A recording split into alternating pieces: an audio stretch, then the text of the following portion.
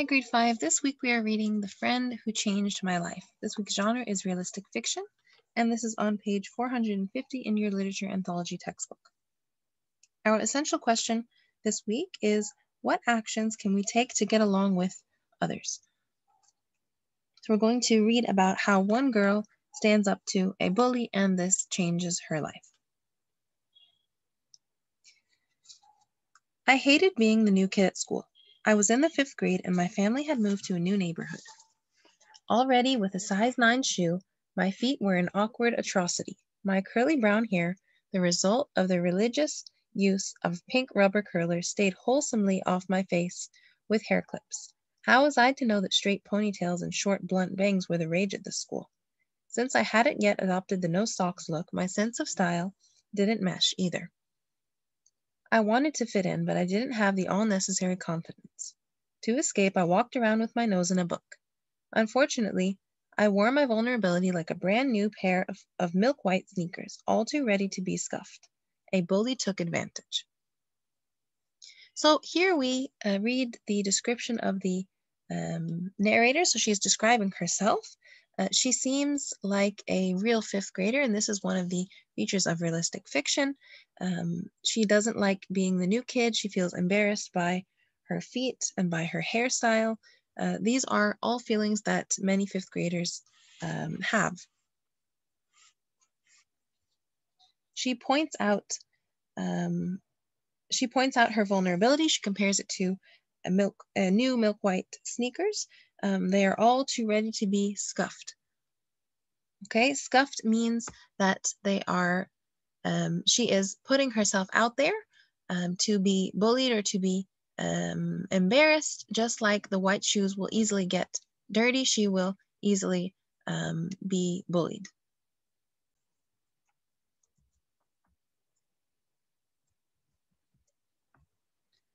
Her name was Teresa. She was tiny, wiry, and loud, with blonde bangs and the mandatory tightly pulled back ponytail. I swore she walked with a deliberate swagger just to get her ponytail to swing back and forth. For a reason unknown to me, she decided that I was worthy of her undivided attention, and every day she walked up to me and kicked me in the shins or the back of the legs. I could expect a wallop any time I was off guard. While I was standing in line to go to class after recess, on my way out of the girls' bathroom, or as I pushed my lunch tray along the counter in front of the cafeteria ladies, bam! Teresa was smart and quick. No teacher ever saw her, and my legs were black, blue, purple, and green within a week. My mom noticed the marks, but I pacified her by saying that I played on the jungle gym at recess and had bruised them on the bars. I could tell from my mom's expression that she was suspicious of my story. She made me promise I'd play somewhere else. I knew that if I kept coming home with mottled legs, one of my parents would eventually go to my teacher. I could only imagine the price I'd have to pay among the other kids if I was seen as both the new kid and a crybaby tattletale. I used to lie in bed every night, dreading school and trying to figure out complicated routes to walk from one place to another, so Teresa couldn't get to me easily. I had a convoluted method of getting to my classroom, which involved walking outside the fenced schoolyard and entering the grounds at the opposite end of the campus, then working my way through the kindergarten playground. At recess and lunch, I stayed in the open spaces on the grassy field because if I saw Teresa coming, I could at least run. One day, Teresa chased me on the playground, about to close in with yet another successful attack. Frantically, I ran away from her, glancing back every few seconds to see where she was. I looked to one side and was relieved when I didn't see her. Thinking she had given up, I stopped abruptly and turned around, unaware that Teresa had been running full speed toward me from the other side. She didn't expect my sudden stop and collided into me and bounced toward the ground. A group of kids standing nearby laughed. Angry, Teresa got up and began kicking me with a fury over and over. A scrape on my knee reopened and blood trickled down my leg. As much as I wanted to, I didn't cry. I just stood there and took it. So what does Teresa do when, what does the narrator do when Teresa bullies her? She does absolutely nothing, right? She just stands there and she takes it. And this is why the narrator continues to be bullied by Teresa, because the narrator does not stand up for herself with Teresa.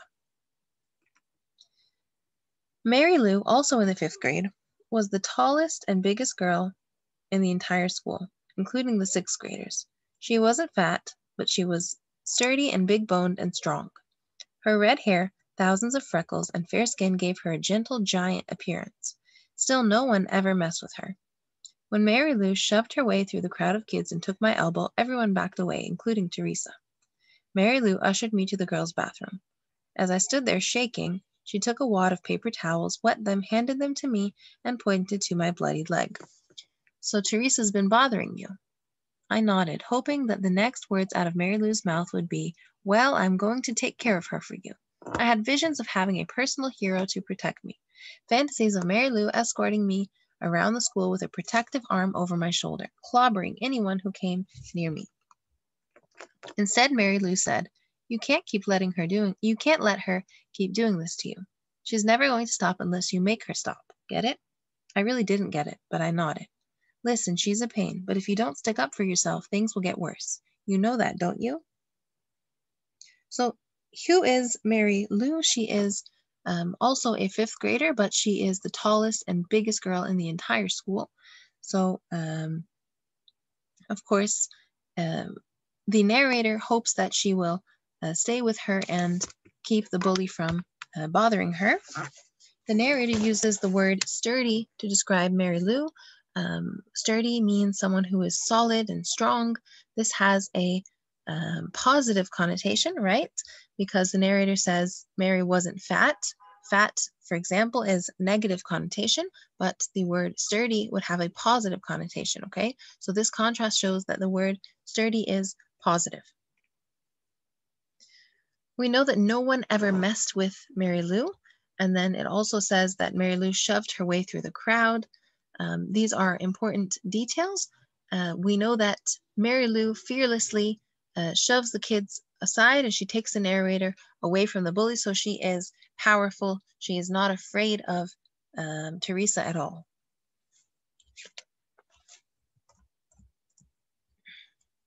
How could it get worse? I was already paralyzed with fear and had turned into a whipping post for some girl who was half my size. Besides, what did Mary Lou mean about sticking up for myself?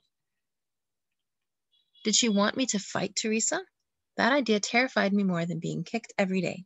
I'm not kidding, said Mary Lou, and if you don't do something, I'm going to start hitting you too. Understand? She made a fist and held it in front of my face. I thought about Mary Lou's size and weight and gulped. Things could definitely get worse. Yes, I whispered. Okay, then get back out there.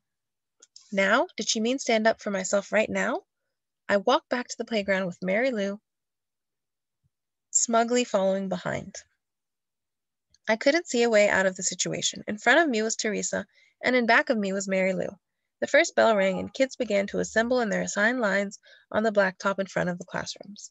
In a few minutes, the second bell would ring, and teachers would walk out and get their students for class. The yard duty teacher was out on the grassy field blowing her whistle and rounding up the stragglers. As usual, no teachers would be around to witness my destruction. Teresa stood in a huddle of girls. Mary Lou nudged me toward her. I had never started a fight before in my life. I had never hit anyone and didn't have an inkling of what to do. My insides shook worse than my outsides. When Teresa saw me approaching, she set her mouth in a grim line, marched toward me, and swung her leg back to haul off and kick me.